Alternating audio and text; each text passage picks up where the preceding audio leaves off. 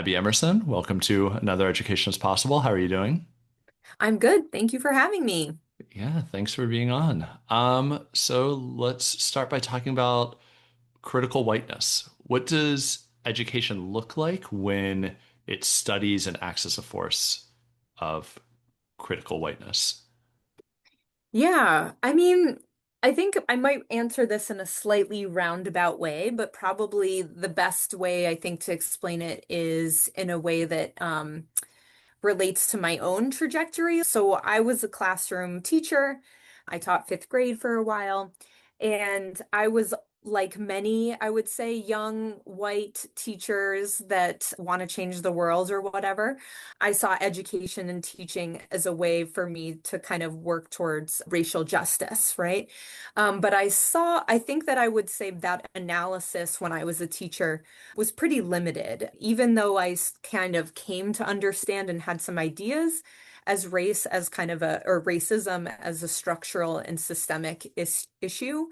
I don't think I quite internalized that. Then I was kind of playing around with these ideas of like, I think I wanted to go back to school and learn a little bit more about I was specifically interested in race and teacher learning, but I don't know if you remember this movie, Black Klansman, that came out in 2018. And, great movie. I won't get into the particulars, but at the end of the movie, Spike Lee puts in some footage from it was the 2017 Charlottesville Unite the Right, like white nationalist rallies, or I don't know what you would even call it, I guess a rally. And that was very haunting to me. I think that that kind of was it was one of the times where I really saw so explicitly how much of like whiteness was a problem. And so that kind of drove me into kind of exploring critical whiteness over, the next few years, I would say, when I went into school again. And yeah, so I kind of have come to understand as kind of if we understand whiteness as this, this ideology, right, of like different kind of mechanisms and different tricks and tools that give benefits to white people, both like explicitly and implicitly. So I think of critical whiteness as the people that have a problem with that and are looking at that critically and thinking about that critically and sort of asking, are there different ways to think, do, be that are beyond and, go beyond whiteness and doing things that only serve whiteness? Yeah, so in that case, whiteness is very much a structure. And I think you're suggesting that education can be a counter to that. And it seems like implied in the story that you shared that education is also something that led people to Charlottesville. And so, therefore, the antidote is engaging education as something anti racist, but actually, your work goes beyond that. So, could you talk about why to engage in critical whiteness, anti racism is not necessarily enough and what it looks like to move beyond anti racism? hmm Yeah, I'm finishing up a draft of a book right now that it might get a different book title down the road, but right now it's called Beyond Anti-Racism, Abolitionist Teacher Learning in Schools. And so that kind of project looked at anti-racist professional development that teachers had and there were kind of three consistent things that were happening. They were in these sessions, we were building, I say we because I attended these PDs. I was in these PDs and whatnot over time. But in these PDs, they are building educators' knowledge of structural racism. They're getting educators to reflect on their individual biases and like their individual cultures and kind of understanding like, okay, we have this understanding of structural racism, that racism is bigger and beyond just a couple bad apples. And then there's that piece of how do I fit into all of that? What does that mean for me and my particular students that I work with? And then the third piece was around kind of curriculum development. And educators were very upset if it didn't have curriculum development because they felt like, oh, you have these other pieces, but if I don't have the space to revise my curriculum, then what's the point, really? When I say curriculum, I mean the formal curriculum. They wanted the opportunity to change the text they were using or the units of study or whatnot. And so I've kind of come to understand that when people talk about, like, oh, trying to do anti-racism in a school context or an educational setting, usually they're talking about one of those things. But what I found is that there were kind of two big areas that people that experience and attended these anti-racist, trainings and sessions. And as a kind of side note related to what you said, anti-racism as kind of an approach is very much grounded in the critical whiteness framework. They really very much go hand in hand. And they have kind of a long history in research and scholarship of like being buddies. But what I found is that there were kind of two areas that people took issue with when they were participating in these, and two areas where in the educational spaces they felt like it wasn't really working the way it was being enacted, right? And the first, while everyone seems to kind of within the anti-racism space, or if you've done that work, people seem to all be on the same page that anti-racism is about making structural change and changing the institution to be less racist. They all get that. But the way the trainings and the way it's being enacted, that's actually not happening. It's still happening at the very individual and kind of localized level. I can change my individual classroom, but is my school really changing our systems? Not really so much. And so districts can point to individual schools, or school leaders can point to individual teachers and be like, oh, look, they're doing it. But in terms of massive change, not the case. And then the other piece that came up as kind of what I see would be necessary in going beyond and simply an anti-racist framework would be to take up the ideas of the abolitionist framework by introducing an anti-carceral lens. Because what came up kind of again and again as I spoke with many educators is that, hey, we're doing this anti-racist work, but at the end of the day, we're still kicking so and so out of class. We're still operating from this punitive dynamic with students and even amongst educators themselves, because when we have these anti-racist kind of trainings or conversations, I would say that the anti-racist framework relies a lot on like call out culture and accountability. Like you hear those words about like, this is a safe space. And then it's like, no, it's not a safe space. It can't be safe for you. It's a brave space. So all of that kind of language is, I think, used in punitive ways a bit. And Adrienne Marie Brown writes about that in her book, We Will Not Cancel Us. Of just so anti-racism, whether it's between educators or with educators and students, is still operating, like I said, in kind of this carceral mindset. And that's kind of why I've gravitated a little bit more towards an abolitionist framework, because I think it does pretty well to address some of those gaps. And it sounds too like you're suggesting that perhaps anti-racism is more of a status that is achieved within schools. And in its most stereotypical form, a kind of a box that administrators get to check, but by and large, something that folds into, of course, education is often incredibly racist, but when it's not, it becomes let's do something that still fits within the liberal, multicultural, capitalist framework, deeply nationalist framework that doesn't disturb the racist foundations of schooling. So, if folks want to explore Mhm. this vision of abolition, I'll offer one place they can look to your forthcoming book. But where else can they find this? Either in texts in the world, any examples of if you want to engage in this more radical vision of education as a force for abolition, where can people find this? Yeah.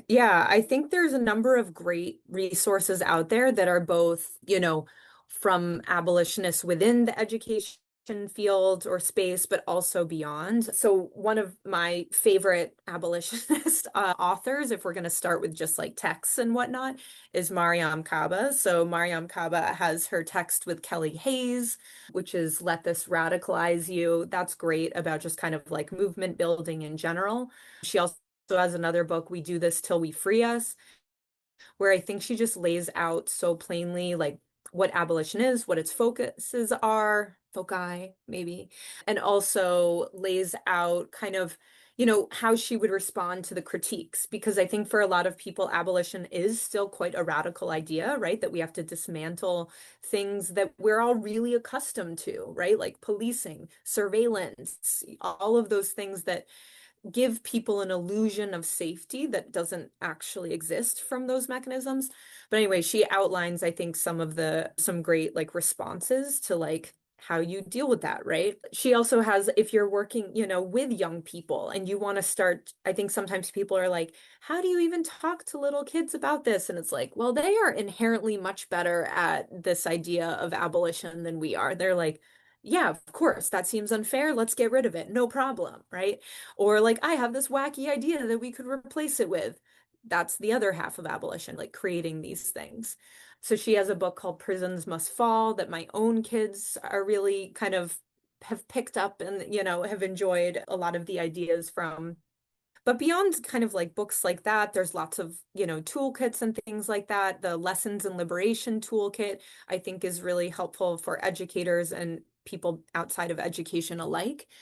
I think one of the best ways to kind of learn if you're interested in that is to just get active and participate and like find the campaigns that feel compelling to you. In various work that I've done over the years, there are some spaces where I feel like people are very good at, sharing the work that they do, which is great. But I think you want to find those ones where there's people working that are like, we need more people to help. And there's space for you to just throw up your hand and be like, I can do that. I can make that document. I can make that call. I can show up and move these, I don't know, mutual aid things that need to be moved from one place to another. That's honestly one of the best ways that I've kind of learned about how to engage with abolition. And I think maybe the last point that's like related to that I'll make is that I think when it comes to critical whiteness and anti-racism, at least the way it's enacted in schools or trainings or whatever it may be, there's kind of this like obsession with individual people like getting it. Do they get it? Are they bought in? And I think that the reason that that happens is because that's all that exists. There is no structural change happening. And so that's why they get kind of we get mired and bogged down by like the emotions and the resistance of like, oh, this person, they said something biased and I need to talk to them about it. And, that kind of becomes the work of just talking with people along the way, which, not to discredit, I think that is very important work that needs to happen. Like, as Mariam Kaba and Kelly Hayes say, like accompanying people on these like messy transformational journeys, that is important work. But I think that what I find most compelling about the way that abolitionists kind of move and operate is that, yeah, they'll talk with you about those things and kind of have those conversations, but they're not stuck there. There's still like action happening. There's still an effort and a movement to make change in whatever capacity that goes beyond just like getting people to buy in.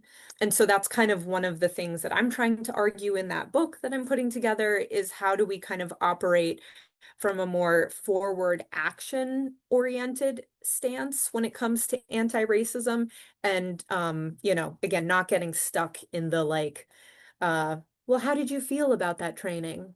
Oh, okay. Well, let's talk about it. And again, I'm being a little dismissive. That is important work, but it can't be the only work. It does seem like white people's feelings do tend to get Yes. centered in this kind of work. If you don't mind, can I ask one more question? Yeah. You are critically engaging the notion of anti-racism, suggesting that we have to move structurally beyond it. I'm wondering how abolition engages with institutional worlds because I live down the street from the abolition school. I love going back to your current city, my former city, New York City, and going to Blue Stockings and seeing the radical abolitionist projects happening in an anarcho-feminist bookstore. I know many abolitionist educators who are public school teachers, but the work of abolition often seems like it's directly in tension with Hmm. not schools as communities, but schools as institutions. So Hmm. how do you think it grapples with that work? Yeah, I mean, one of the things that I really appreciate about kind of abolition is that it's like all the things. It encompasses many things, right? So if we think it has an anti-carceral lens, it has an anti-racist lens, it takes up immigration, it takes up disability, it takes up, all of these, there's many facets because frankly, there's so much inequity, there's so much harm in our society, and so there's so many different pockets about how it goes. When I taught fifth grade, I always explained it uh, when we're taking action to my fifth graders about it's a multi-headed monster. And maybe you're over there chopping off that head of the monster and it looks like that. And you're over here chopping off this head of the monster and it looks like this. And I think that there's space for different people to move in different ways within that. And so for some people, that's going to be within the institution, right? Like I'm within this system, whether it's the school system or the social work system or whatever it may be. And I'm going to pull on the levers that are available to me as someone within that system with access to certain people and conversations. And that I think is important work. And then at the same time, we absolutely need people that are not in that system to be pulling on their levers as well, right? If you think of it as people that maybe have work protections or tenure or not, right? Like there's people that are protected or just completely outside the system that they can do things that maybe other people in more precarious positions might not be able to. And that might be citizenship, it might be tenure status, it might be employment status, it could be many things. So, yeah, I think we need both and, right?